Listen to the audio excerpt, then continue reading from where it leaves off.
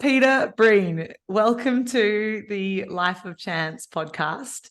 I am super stoked to have you joining me on this learning journey for myself. I will have given a little intro already, so there's no need to go through that for the people. But I just want to start with firstly saying welcome. How are you? Thank you so much for having me. And you were one of my very early guests when I started my podcast. So I was very thankful. So when you decided to ask me to come on, of course, I had to say yes. And I love the research that you've done, that you've put in. We had a chat about what to do, what not to do when it comes to podcasting, what microphones, how to start, how to post it. So like you're already so far down the journey. So congratulations with where you got to. I listened to the last episode with Cez. And yeah, really impressed. And I've got some questions for you, but I'm looking forward to having a chat. Remember who is running this podcast. I'm the one asking questions. You're the one that's supposed to be answering them. This is about you. But thank I you will very do much my best. for your kind feedback, because I definitely did lean on you in my early stages of this to get my head around some basics of how to do it, because I have obviously listened to your podcast quite a lot to get some inspiration and understanding. And so Let's I jump want to straight to that. I've got a question straight off the bat. Oh my God, I'm going to be annoying to the listeners. So what did you learn? What were the two things that you learned from your first episode? I'm really interested. the two things that I learned from my first episode would be get closer to the microphone, and I need to control the volume between my pre-show and then the my intro into then the recording, so that it's a bit smoother, because I knew that when I listened back to my own podcast I had to raise the volume heaps at the beginning, and then I dropped it down for the conversation and then back up again. So that's one big Yeah, nice. learning.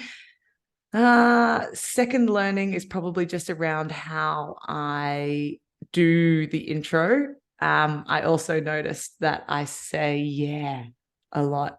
So I'm going to try to say yeah less when you're speaking.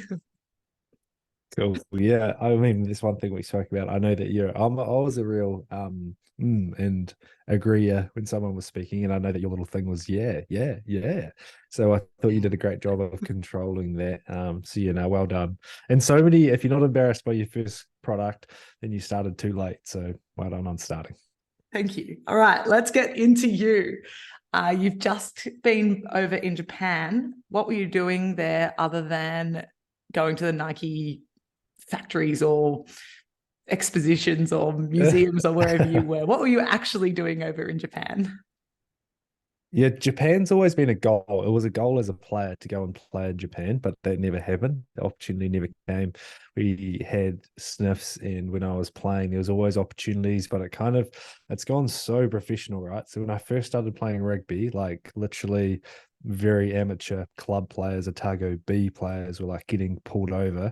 Then when I started playing, then it got to like starters and mitre 10 couple Bunnings, then your Super Rugby players, then your 50 cap Super players, and now we've got like Bowden Barrett, Richie Mo'unga, Aaron Smith, like signing these massive deals. So Japan has quickly become such a hot place for rugby players. And I got the coach of the Rico Black Rams reached out, Peter Hewitt. He's an Australian stalwart. You probably know Peter Hewitt, the intercept king, played for the Tars, and he reached out. Their goal kickers had a rough season last year, and they wanted to improve that. So it was a perfect time in the preseason to get over there, get some detail into them. I've got this thing called the 10 pillars of goal kicking, which just helps kickers organize their kicking routine when you're standing at the back of the ball. Just heaps of confidence. You know, you've got a bulletproof process.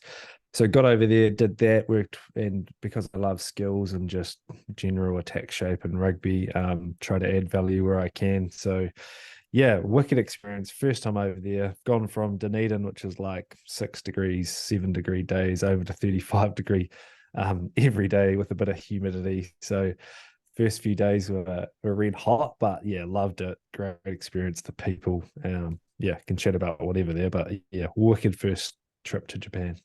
How good is that? You talk about your 10 pillars of goal kicking, and it's something that I definitely want to dive into with your RugbyBricks sort of philosophy and everything you do there, how do you even begin to develop something that is a product such as like the 10 pillars? Like, is that something that you as an individual, as a goal kicker, when you were playing, were taught and then you've put it into a shiny product? Or is it something that like over time you've really like nailed down the detail and then been able to sort of teach it? I'm pleased we're talking about RugbyBricks. Shameless plug. Got it in there. Got the t-shirt on. How good. Yeah, of course. The 10 pillars came about because, yes, I did it as a player without sort of knowing it.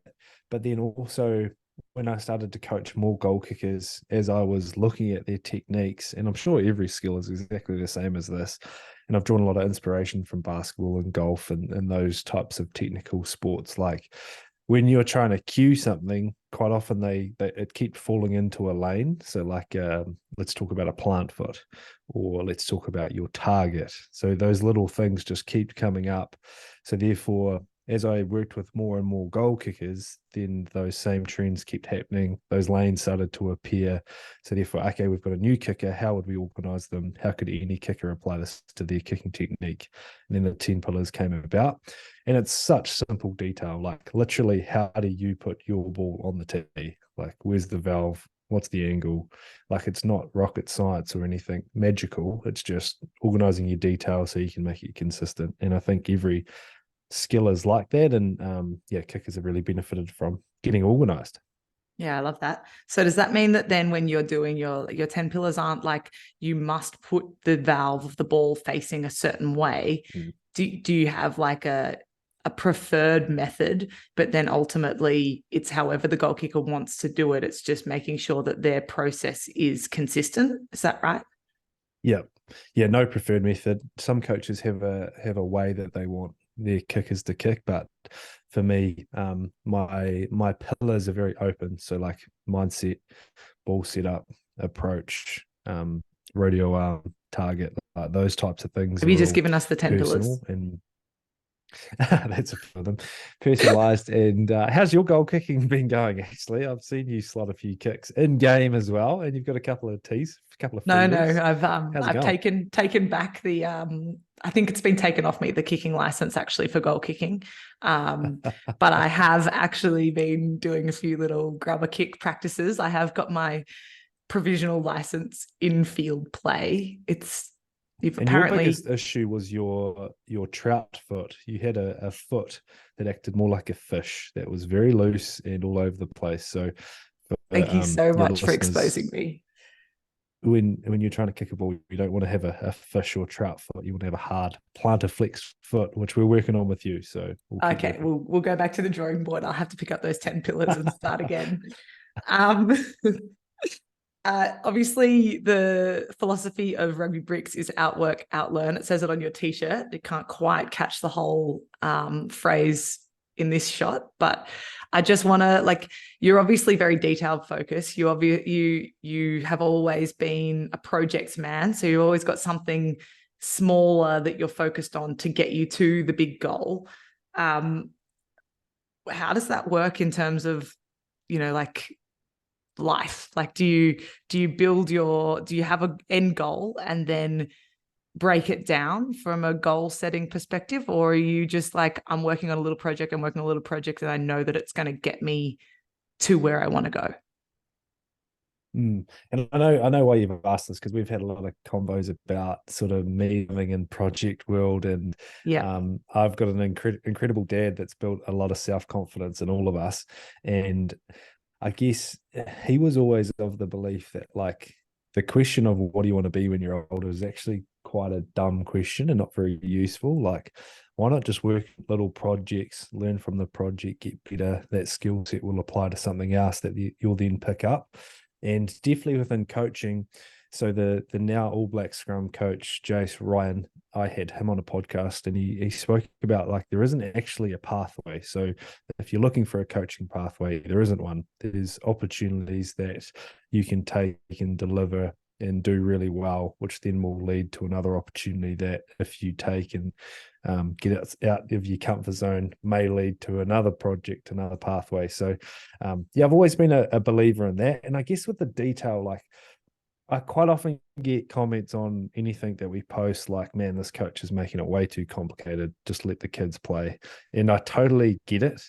And I agree with it. Like just play, enjoy passing the footy and don't overcomplicate things. But in my role, like I can't turn up to a session with some pro athletes and say, mate, just keep your head down. Yeah. Like I need to be able to give a little bit more depth and detail to those guys. Yeah. They crave it, right? Which is yeah, they've tried things. They've heard from 10 coaches before I've turned up. So therefore, if I just say the same generic blanket coaching things, then that just won't work. So with anything that I've tried to coach, I've always tried to be I'm able to have the simple convo, but if we want to go deep and get real deep on a topic and learnings and feels and cues, then I want to be able to have that conversation as well. So that's where the Outwork Outlearn thing comes from. Yeah, rate that. What are the current projects that you as RugbyBricks, Peter Breen, and you as rugby coach, Peter Breen, are currently working on? Do you know what clamshell packaging is? No. So whenever you buy something at a sports store, it either comes in blister packaging or it comes Yeah. in clamshell packaging. So The blister sealed, pack is like or able to be pulled apart and put back together. You know more about this than I do. So there's blister packaging, which like tools and things come in, and then there's the clamshell packaging. Long story short, we're working on getting into rebel sport in March 2024 in both Australia and New Zealand.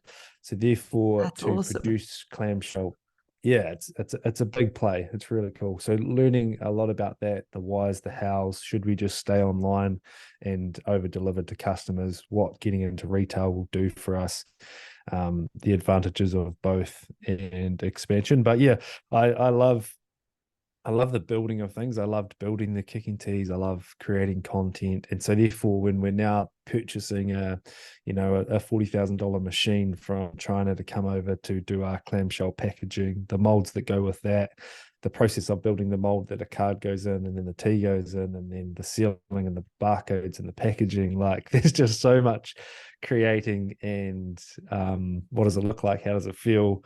How does it present on the shelves? All that stuff has been a really fun and project that I love doing. So yeah, it's going to be bizarre when we see our teas sitting in the shelves, and I'll be able to think about everything that's gone into that from sort of the day one to then. It's really exciting. And the thing that I'm really excited for is the ability with controlling our own retail clamshell packaging is that we can now do exciting things like collab teas with players, with clubs, etc. So Branding. pump for all those opportunities. It's a really exciting time for Bricks. Yeah, that's awesome. So does that mean that, sorry if I missed this key detail, but are you going for the clam or are you going for the which package option have you opted for? Clamshell packaging. Clam. So the clamshell packaging, not only, here's a couple of key features. It's not only going to protect the tea when we send it out because it's clamshell, it's going to look after the shape of the tea, but best for security, and you can actually have the feature. Here's a little thing for you. You know, when you go into an Apple store, so each of the MacBook Pros are set at 37 degrees. Okay. Why? So the reason that they're set at 37 degrees is so that you actually have to physically touch it to then now you've created a connection with that product. So you actually have to tilt the screen back so that you can actually see it and play with it. Bang, you've touched it, more likely to purchase it. So the clamshell is going to allow us to have a little section that you can actually physically touch the tea. I love that kind of detail, Pete. What are you doing then in the rugby coaching world? You've come back from Japan and now what? So an opportunity's come up with the Black Ferns XV, so Black Ferns basically development team 15, and yeah, excited for that. It's the first time this team's been put together. New Zealand Rugby's been doing some cool stuff with the All Blacks 15, the All Blacks Māori team. They've always sort of had those teams that support the All Blacks, and now in the Black Fern space, there's a team that's coming together to play Samoa. And so, yeah, really cool. It's going to be quite a short campaign, but I think what it's going to do is provide players an opportunity to come in, see, feel, hear what it sounds like to be in a Black Ferns environment, and the intensity, the game week, the coaching.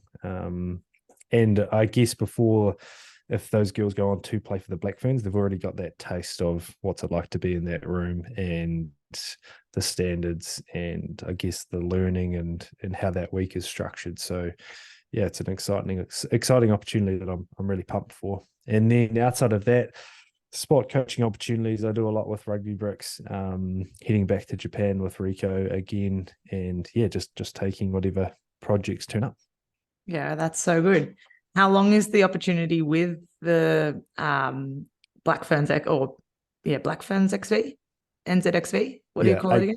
Yeah, it's only a week, so it's an 8-day campaign. Oh, yeah. wow. So it's the first time they've done it, first time the teams come together. So it's going to be short and sweet and a lot of learning, quick learning, but I guess I'm used to that.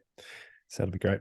I have to say, I think there are quite a few broken-hearted Wallaroos or ex-Wallaroos that when we saw the social post that you were joining in over there, we were like, oh, have we lost him? There was definitely a few comments flying around Wallaroos environment being like, damn, Peter's gone. Peter Breen's gone. Why is he gone to New Zealand? So that leads me nicely into asking, if you don't mind talking about your experience with the Wallaroos. Firstly, what did you take from that experience? Did you love it? Did you hate it?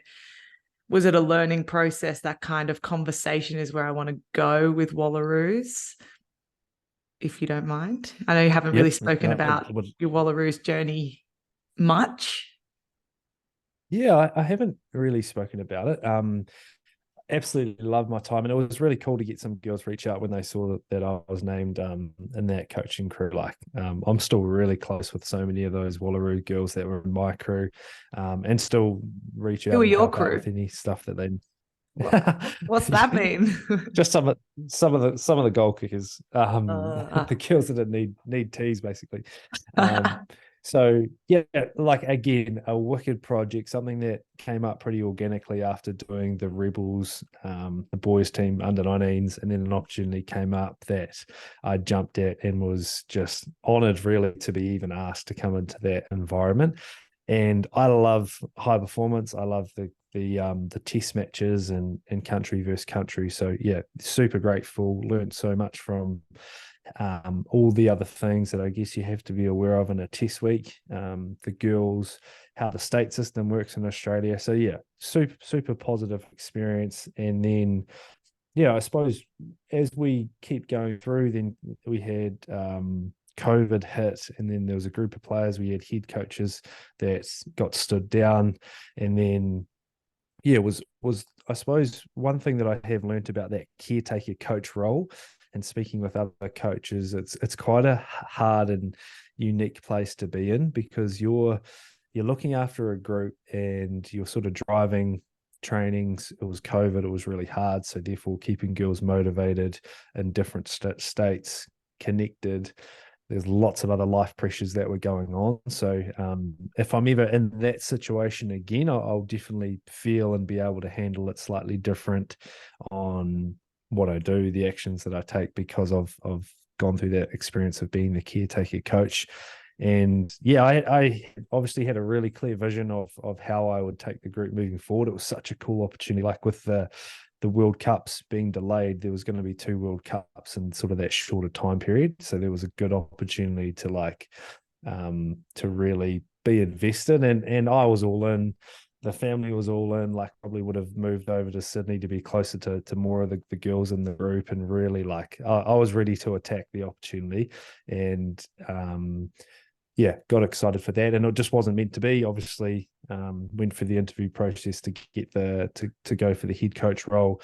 Rugby Australia weren't too keen on that and went a different direction. So I just felt like, okay, sweet, this one wasn't meant to be this time. But yeah, super positive that when I look back on anything that I've done with the Wallaroos. How good is that? I love that you've sort of been able to take the positive spin out of it, because it definitely, when we were in the process, it was a pretty hard thing for the girls, and I'm sure for you to be able to cope with and to get your head around, because you were all in as the interim coach, and to then not be able to follow through and take on the role yourself that's hard. So we do, I guess the Wallaroos want to say thank you on behalf of, well, I'm saying thank you on behalf of the Wallaroos for the work that you did put in through that time, because it definitely didn't go unnoticed. Appreciate it. And I suppose, yeah, just I learned so much through that. And like all those connections, the coaches that I got to work with Rugby Australia in itself, I know they're getting a hard time, but the amount of convos and rooms that I was exposed to, learnings, the Sevens program, some of those girls that I got exposed to with girls like Charlotte Caslett, Chloe Dalton, like all those cool connections and learnings that I got have all come from that. So yeah, forever grateful. How good is that? I just wanted to ask, so what was your biggest learning or takeaway from being in that Wallaroos environment? Like, was there something about the players or something about yourself as a coach, or the Wallaroos environment full stop, or Rugby Australia? I think what I learned is I really love being in that environment. I love driving a game plan, driving a strategy, reviewing, helping players with their growth and like individual goals and targets. There's a lot of generic things that come when it comes between coaching males and females. And what I was able to do with uniquely with RugbyBricks, with other spot coaching, I was with the Melbourne Storm at the same time as the Wallaroos. Like I was literally coaching both. And what I probably learned is like, as long as the main thing's the main thing. So like, what are we working on? Are you wanting to get better at this? And are you willing to meet me halfway so that we can go together? Then there was no issues. I think like what I always saw is that whether you're a male or a female, like if you're not willing to jump in and meet halfway, then we're always going to have friction and issues. One thing that I probably picked up a little bit with the group that we had at the start is, and I've seen this because the Melbourne Storm spoke about this as well, and I copy and pasted it from them, was the victim or fighter mindset. And they have a pretty intense preseason at the Storm where they are pretty close to trying to break you, and you can make decisions in that on whether you're going to be a fighter or a victim. And I guess what I saw in any athlete is that sometimes I felt like in that Wallaroos program, after a session or after a camp or a Zoom call, it was a little bit easier. Some people were dragging people into that victim mindset, and I could see that happening. And it's really easy to gather a team of victims and pull people with you. And again, I probably want to be really crystal clear. That isn't a female or a male thing. It's just an athlete thing, and Yep. it's being in high performance. And that was a really good learning to be able to identify and see that. And then, okay, sweet. How do we get people on board? How do we get leaders on board? How can we control those conversations and direct them slightly better in an environment? And that could be one coach that's being hit with that. It could be a couple. So, yeah, that was probably some of the real key takeaways for me, is probably that victim versus fighter mindset. How do you overcome that as a coach? Like, how do you direct players, or is that purely the individual that needs to decide if they want to be a victim or a fighter? I think awareness. So, hey, player, this is what I'm seeing. This is the effect that it's having. This is how you can be accountable for it. But then also, are your leaders and your people in your group aware of it as well, so that when they're hearing little grizzles and groans and this coach is doing that and how bad is that, and trying to drag someone with them into that mindset, can they stop it? It's like, no, mate, you need to be better. You didn't come to the party today. Like, you can fix that yourself and try, and you can really just adjust someone's whole outlook on a training session or one moment or one convo with a coach that could then lead to be a little bit more positive. So there's plenty of different ways, but just being aware of what your behavior and how you're speaking and how you're acting is having on a group and other players can be really helpful. Yeah, that's really cool. So why women's rugby? Like, what's been the draw to the girls' game? Is it a stepping stone into the men's? Is it a passion for the women's game? Like, where does it come from? It's definitely not a stepping stone. It's I'm not looking at it like that. How it started was I was doing Rebels 19s boys. Nick Henderson, who was looking after the players there, reached out, hey, there's this halfback that is just nagging me for coaching, and that was Georgia Cormick. Yeah. And so Georgia turned up, and she came into the gym that I was personal training at. We did all these little halfback drills, and she was loving it. And that was just a really cool start into the women's space. What we do with RugbyBricks, again, like I've always tried to just promote skill set, whether you're male or female content. I'm never trying to lean one way or lean another way. It's literally just this is what I'm doing and sharing that experience. So many good learnings, and I'll probably be specific here when it comes to kicking. So Georgia's like 52 kilos, 5 foot and nothing. And so the benefit that I've had from dealing with some females that don't have big kicking experience or skill set is, how can I get you to do this better? How can we get Georgia hitting a sideline conversion, being a smaller girl? What muscles does she need to turn on?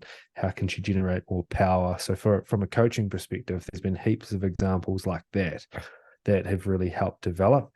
And yeah, again, there's no pathways, there's just opportunities. I'm wanting to be a coach for a long time, and coming out of playing, I've seen a lot of my mates who played professionally. They get a really awesome gig. They're straight into a super team. They're an assistant coach. How good's this? And I've probably always really respected the craft of getting organized, developing your strategies as a coach, your playbooks, trialing things, using them. So whether that's like in an under 19 space or a women's Super W team, like it was always the same for me. So just trying to get organized before, I guess, advancing forward. Yeah, that's really cool. I'm glad that was your answer and it wasn't that it's a pathway personally. It's really good to hear. When have you taken a chance and it paid off? It could be RugbyBricks, anything related to that, or playing, life, coaching. I love how this question applies to your theme and your theme music. I actually laughed out loud when I heard your podcast intro music. I was like, this is so Life of Chance and Emily Chancellor. I love it. We're riding the copyright risk at the moment, but we'll see how we go. Yes. Hey, it's easy to ask for forgiveness and permission sometimes. When am I taking a chance? Yeah, definitely RugbyBricks. Putting out content for the first time was a chance when I was playing, and like there was a little bit of banter and like, mate, what are you up to? Like, you've got 36 followers and you're putting out these skills videos. Like that was a chance. Starting a podcast similar to yourself, I didn't want to do it. It was my business partner Kale that sort of pushed me into it a little bit, and I didn't want to do it. I was already busy enough, and why am I doing a podcast? But the skill of talking and asking questions and communicating, some of the people that I've got to talk to are people that I've admired for a long time, guys like Wayne Smith, Robbie Deans, Ben Ryan. There's just been some cool conversations in the podcast world.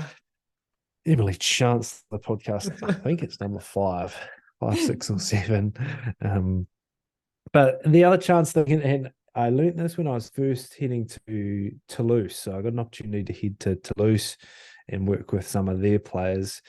And I've always been a little bit introverted, and I always used to get pretty anxious with things, and like social anxiety and stuff was a thing for me a while ago. And I took a chance with going to see a lady, Natalie, who just really helped explain what it was, how to cope with it, and some strategies behind that. And that was a chance because, sometimes it's hard for us to reach out for help. And she put it so clearly, like, is this thing you're doing, like, what are your values for a start? Is this thing you're doing associated with your values? Do you care about it? If it is, you need to push yourself to do this. If it's not, who cares? Don't do it. And I guess it was just a really cool way for me to handle, okay, I was anxious about going to Toulouse in France and travel and like meeting people and dealing with all those things that come. And it's just given me, like, in those situations, just sort of a green light to attack it and just like, yeah, it's in my values, do it, go, push yourself, attack it. And that's been a chance that's really paid off for me. Yeah, that's really cool. And I suppose you speak of Natalie, but I'm sure you've got other examples of when someone has taken a chance on you. And I guess why then that person thought it was worth taking a chance on you. Yeah, there's been a lot of people, I suppose, when it comes to coaches giving me a shot at playing. Like, there was coaches that backed me, and um, you see potential. And I suppose I'm flipping it around now. Like, when you find a player that is having a crack, you see potential, you take a chance on them, you back them, you give them self-confidence, which all comes back to my dad and how he's so big on self-confidence. And I honestly believe it's the biggest gift you can give someone, is a little bit of confidence and self-confidence. Yeah, there's been plenty of opportunities. All these coaches that have reached out that we've never really chatted, like, they're taking a chance getting me into the environment. Like, I could underdeliver, I could be annoying, I could not do what they're expecting me to do. So yeah, there's heaps of those. Is there one that stands out to you as like the person that, or a situation where you, like, your life almost could have taken a different direction if they didn't reach out to you and say, hey, let's do this? Or, like, for example, Kale pushing you to do a podcast, so that opened Yeah, doors. Kale's the first guy that comes to mind. So I think we all need help. Like, if you want to achieve anything, you got to have help. And I learned that doing house renovations. I've learned that with rugby, training, podcasting. Like, you need help. So Kale was a guy who he's got a great business sense. He understands growth hacking because that's one of his business structures, like employing people like CFOs, COOs, CEOs. Like, that's not my wheelhouse. Like, I'm not big on that. And yeah, so having someone like him, he took a chance on me because I guess he knew I had the potential when it came to content and coaching and bricks and branding. And he took a chance on joining, and yeah, it's paid off. That's so good. You just mentioned like a CFO, CEO, general manager, etc. Is that where RugbyBricks is at the moment? Like, are you big enough as a company that you have employed staff other than yourself and Kale at the moment? Yes. How Long story short, good. yes. So yeah, it was always a goal for me that if I get an opportunity to come up and stepped away, could the wheels keep turning and keep going? And you always hear founders and CEOs talk about, like, employ good people and then get the hell out of the way. And it's so true. Like, other people are better at things than what you are. And at the start, I didn't think that. Had my fists up and I was like, no, like, I'm the only This is person my that knows how to baby. do it. Don't touch it. Like, Yeah. I'm sending out the teas and I know they'll get there because I've done it right and I've got the label on the box and no one else could do this. Like, it's funny the progressions that you go through, and that happens with everything. It comes with brand guidelines and distributors and distributor agreements and ideas for new products and new content. And yeah, so it's been really fun for me, like, learning, seeing it, feeling it. Yeah, you're right, and let's attack this together. And yeah, RugbyBricks is at a cool stage now. So yeah, managing director, CEO, CFO, community manager. Got a couple of VAs, so virtual assistants, that are working on customer service. We've got a team in South Africa doing the distribution over there. We've just launched in the Netherlands that are looking after Europe, and then we're just looking to expand into Japan.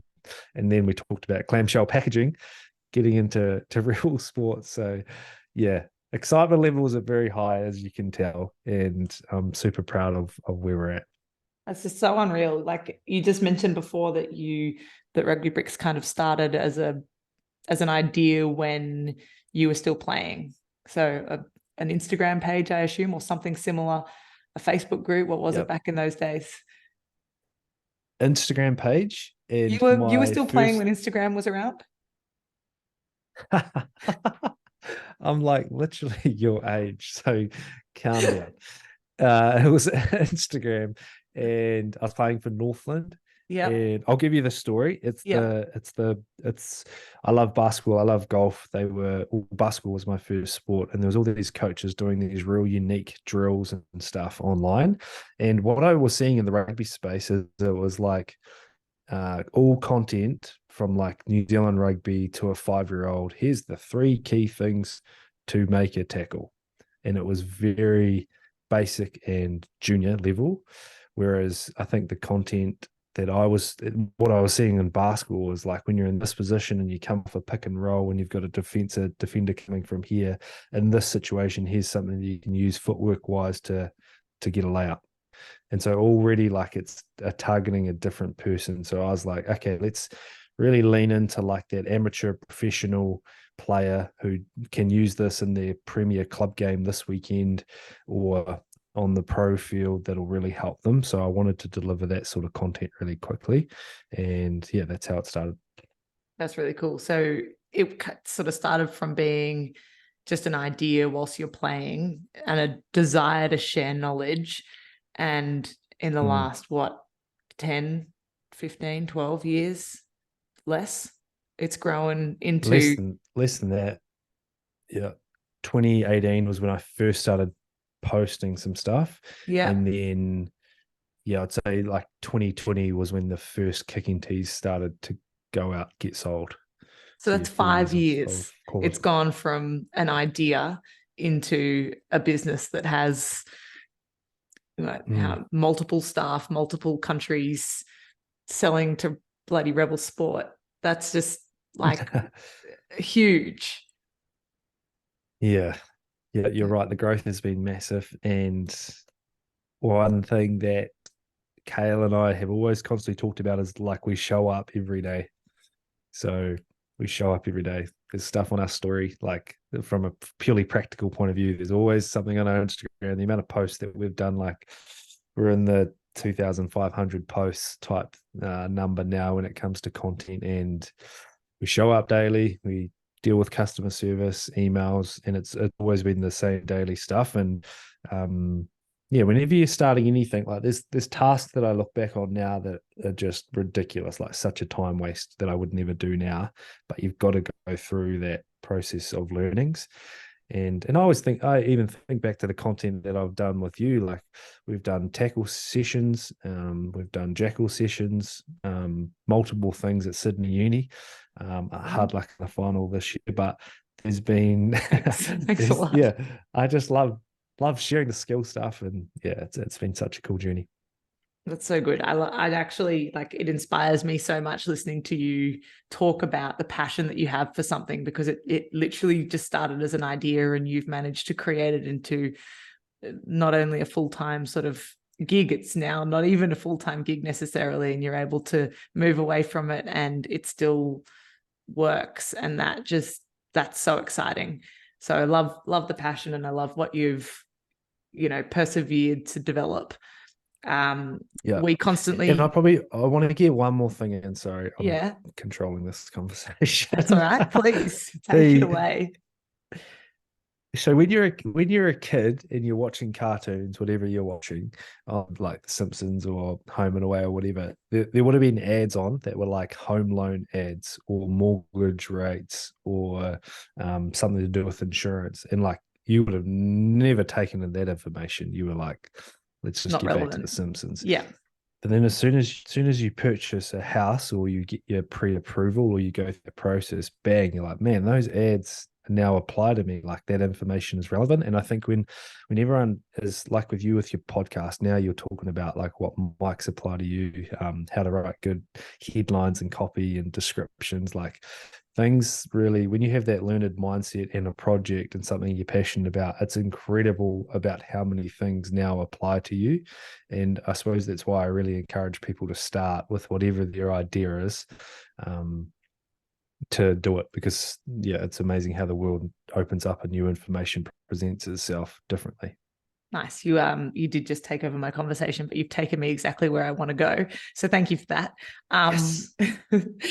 You like we often have conversations about learning and what are you doing at the moment to make yourself better in any aspect of life, and that's something that you've really instilled in me. Is I've always had the passion for knowledge. I'm a questioner by nature, but you drive that deeper, and you always go like, what are you actively learning? Well, I've been listening to this podcast, or I've been watching this YouTube, or reading this statement. For example, yesterday you messaged me talking about Brian Cranston, and I was like, what on earth are you talking about? But you send me through a YouTube link and explain about how his thoughts on a job interview or an acting role, for example.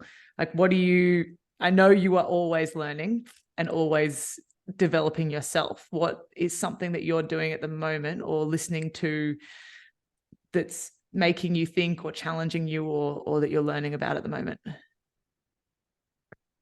It's been a big one inside Bricks, is all about brand and what brands have done to separate themselves, and sound different, look different, the messaging, how you associate yourself with, like, Nike's probably the clear example of like how they use athletes to then tell the story of like hard work and just do it, and quality products. So most of my learnings has been around that, but I'm pretty big on YouTube at the moment, actually. Like, I love just getting different podcasts and information through YouTube.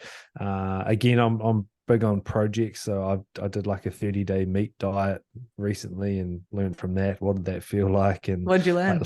like, literally just eating meat. I learned it's very achievable. It's quite enjoyable, like having a Scotch fillet for lunch most days, and etc.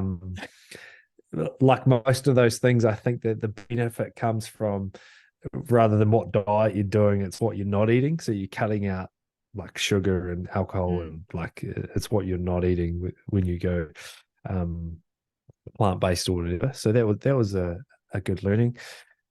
So that's probably it at the moment. Yeah, YouTube podcasts and just taking information, but a lot of it has been centered around bricks.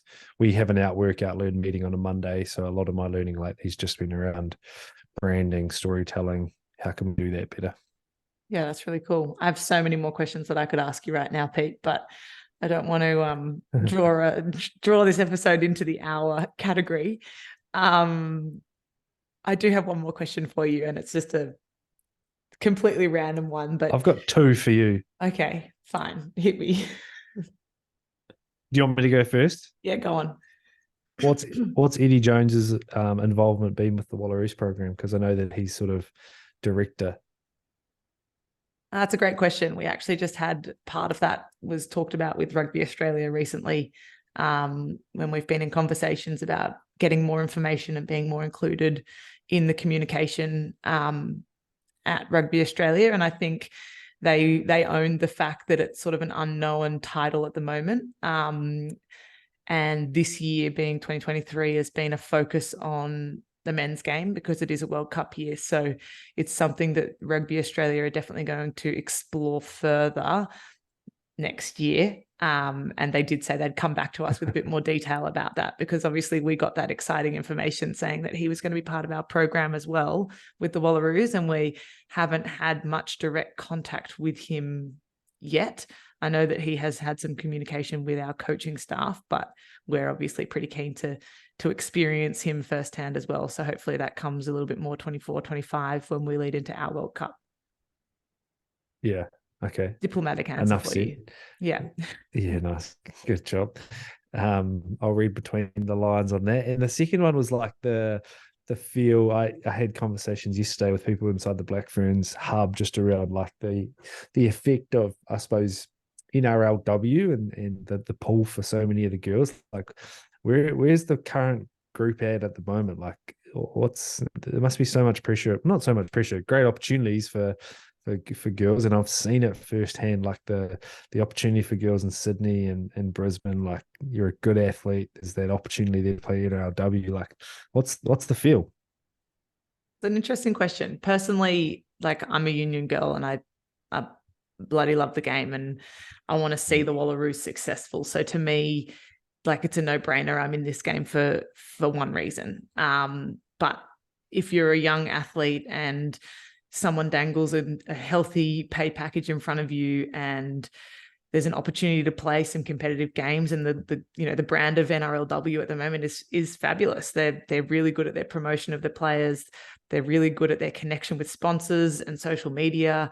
So I'm a young up and coming athlete, and someone says, you've been playing union, but here's your opportunity. It's a hard one to say no to. And I think it's something that, Rugby Australia really needs to have a think about how they sort of brand proposition themselves as something that isn't just, it's a global game, because you only get that global game opportunity at the moment in the women's game if you are playing for the Wallaroos. And that's a very small percentage of the game that make it there. So there's got to be something else that we can sell as part of the product. And is that, really top level coaching? Is it great opportunities post playing and career, or dual playing and career opportunities? I'm not sure what it is at the moment, but definitely the brand of NRLW is fabulous, and it is a real threat to our game in rugby union with their amount of money and their position in the media market. Yeah. And I just see the talent that has moved across there, and the battle for union in Australia. And I think Rugby Australia's got to do something pretty powerful, and really, again, I'll use that word, attack and set themselves up. People build things, and people built AFLW, NRLW, and I think people need to build the Rugby Australian pathway. Interesting, because I think, it's actually a huge threat to New Zealand Rugby Union as well at the moment. And the way the two brands of NZRU and RA are sort of approaching it, it seems to be that NZRU are kind of celebrating it. But that's not necessarily bringing the athletes back either. So it's a tough one for union versus league. And we just have to see what happens. And hopefully there are enough good players coming through the ranks of rugby union, which I see at the moment in Australian rugby, that hopefully there's enough pull to keep everyone the right people in the game. Yeah, cool. No, I knew that we were talking, so those were two things that I would have asked you about anyway, whether we're on a podcast or not. So yeah, nice. Answers. Now the whole world gets to hear my diplomatic answers about a game that I love. My last question for you was a really random one about golf. You said just before that it's a passion of yours, and I feel like it's a passion that's probably only developed in the last, since COVID, really. I don't recall hearing a lot about golf in your past. Obviously you're a detail man, and you're driven by a desire for success and to conquer something. I suppose it's a skill, just like goal kick, just like a basketball shot. How are you, how do you break it down? How have you gone, okay, I want to get good at playing golf? Is it the drive? Is it whatever the stroke is that you're looking at doing? Do you YouTube it? How do you, Peter Breen, break down a skill that you want to get good at, other than buying all the expensive gear? I love the observation that you never heard me talk about golf or play golf. Is this a reference back to the mortgage broking? Probably since you've known me, right? As when I first come in, which was 2020. So when we moved over to coach test matches, thanks. Yeah, 2019. So 2019, we moved to Melbourne. 2018. I made the active decision that I wasn't playing golf until I'd established RugbyBricks, because if I was passionate and keen on this project, how can I spend 5-6 hours of my time going and playing the sport? This is a hobby, so I'm not doing it. I'm going downstairs, I'm in the office, and I'm going to make some content, film the content. So for 4 years, I didn't play one round of golf in Melbourne. Never happened. I actively decided I'm not playing golf. I'm working on RugbyBricks. Wow. So that was a decision that I made, and I've always had the opinion it's incredible what you can do in an hour if you put your mind to it. And the amount of times that I'm like, head over to Gosh's paddock, I'll film a new video, a new skill video. I'll go do that. I'll go downstairs. I'll edit it. It's probably 2 or 3, 4 hours. Got a new bit of content. Guess what's happening the next day? Same thing. So yeah, there was an They active make it decision sound to like never a play golf. job. Had to. If you want to achieve anything, you got to put your mind to it, right? So Yes. that was an active decision. And then I was like, cool, you've earned the right now that you can sort of start putting some time into this and start enjoying it. I believe, like with any skill, with anything, you've got to have this time period in your life where you are obsessed. I did it as a player with my fitness, with my goal kicking. Like it has to be a time when you're obsessed with something, and that was that time period. So now, yeah, I've allowed myself to free up and start learning a bit of golf. And what I have really enjoyed is when I first started going to like the driving range, I couldn't feel anything. Like I was getting these cues on like shallowing out my backswing or something in my on impact, like compression with my thumbs and my grip and front foot, back foot with the golf swing. I just couldn't feel anything. And I was like, this is exactly what a kicker feels like when they first start. There's like the cues that you're giving them, you can't feel because you haven't done enough reps, you haven't tried enough things. Same with scrummaging, same with making a tackle. Like if you can't make little shoulder adjustments or footwork adjustments because you can't actually feel how to fix that cue, yeah, you just haven't put enough time and energy into it. So with golf, it's been great because it's really helped my way that I've looked at how a golf coach breaks down the skill. It's so similar to the 10 pillars, like a big backswing, timing, tempo. There are a lot of similarities that when it comes to goal kicking and kicking. So I guess that's why I'm doing it. Like I'm not fully into it, but yeah, I really enjoy it. It's such a cool thing for me and my brothers to spend some time together. And it's a cool family thing that we get to go and just have yarns and catch up around a golf course. So yeah, that's how I'm going about it. Love it. Always learning, always skill developing. It's great. Thank you so much, Pete. Thanks for coming on to Life of Chance podcast. It's been awesome to pick your brains about detail and coaching and learning and RugbyBricks and how it's all sort of come about. So I really appreciate your time. I know you're a busy man, and this is probably an hour you could have been using creating some more content. Not at Gosh's paddock anymore now that you're living in NZ, but I'm sure in the local park somewhere in, is it Oamaru or Twizel? Where are you? Yeah, in Dunedin. In Dunedin. Sorry. In Dunedin. But Don't worry, I really I will be requesting this file from you, and then we can repurpose it and use it as RugbyBricks content. So there you go. great. It has been a very useful and enjoyable hour. And like I've always enjoyed combos with you. Like you always ask great questions, and it just made so much sense that you were starting a podcast. Are you pumped to get down and play under Forsyth Bar Stadium under a roof? Have you played there before?